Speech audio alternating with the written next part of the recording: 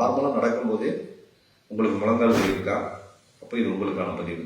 முட்டி தேய்மானம் வந்தாலே எல்லாரும் அதுக்கு ஆப்ரேஷன் தான் அதுக்கு தீர்வு நினச்சிக்கிட்டு இருக்கீங்க. இல்லை, அது ஆப்ரேஷன் இல்லாமலும் சில வழிமுறைகள் பண்ணி அதை சரி பண்ண முடியும். வணக்கம், நான் டாக்டர் சிவகுமார் வீரபத்ரன், வீரா மருத்துவமனையில் தலைமை மருத்துவராக இருக்கேன். முன்னையெல்லாம் முட்டி தேய்மானம் ஒரு வயசாகி நம்மளுக்கு தேய்மானம் வரும் அப்படிங்கிற பிரச்சனை இருந்துச்சு.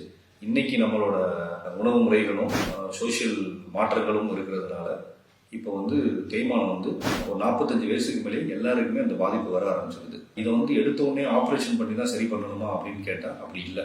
இதுக்கு 3 வகையான இன்ஜெக்ஷன் மூலமாகவும் நம்ம இதை சரி பண்ணலாம்.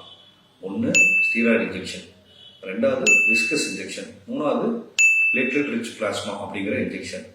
இப்போ ஸ்டீராய்டு இன்ஜெக்ஷன்னா என்ன அப்படின்னா, நம்ம முழங்கால் இப்படி இருக்க வேண்டிய முழங்கால் இப்படி தேய்மானம் ஸ்டார்ட் ஆகும்போது என்ன ஆகும் அப்படின்னா, முழங்காலில் வீக்கம் கொடுக்கணும், உள் வீக்கம்னு சொல்கிறோம். அதை இன்ஜெக்ஷன் போட்டு விடுற மூலிமா தற்காலிகமாக அந்த வலியை சரி பண்ண முடியும். ஃபஸ்ட்டு. 2வது விஸ்கஸ் இன்ஜெக்ஷன் அப்படின்னா என்னென்னா, இந்த பகுதிக்கும் நடுவில் இருக்கிற அந்த ஜவ்வு இல்லாததுனால இந்த இன்ஜெக்ஷன் ஒரு லூப்ரிகேஷனாக ஃபார்ம் ஆகி 2 எலும்போட உராய்வுத்தன்மையை செய்ய விடாது. அப்படிங்கும்போது நம்மளுக்கு வலி வராது. 3வது பிளேட்லெட் ரிச் பிளாஸ்மானா நம்மளோட ரத்தத்தையே எடுத்து சில வழிமுறைகள் சென்ட்ரிஃபியூஜ் பண்ணி நம்ம முழங்காலில் செலுத்தும் போது என்ன ஆகும்னா, பாதிக்கப்பட்ட திசுக்கள்லாம் சரியாயிடும் அப்படிங்கிறது இது 3வது வழிமுறை.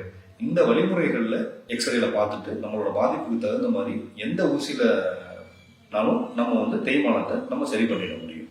இதை நம்ம அறுவை சிகிச்சை இல்லாமலே சரி செய்திட முடியும். நன்றி, வணக்கம்.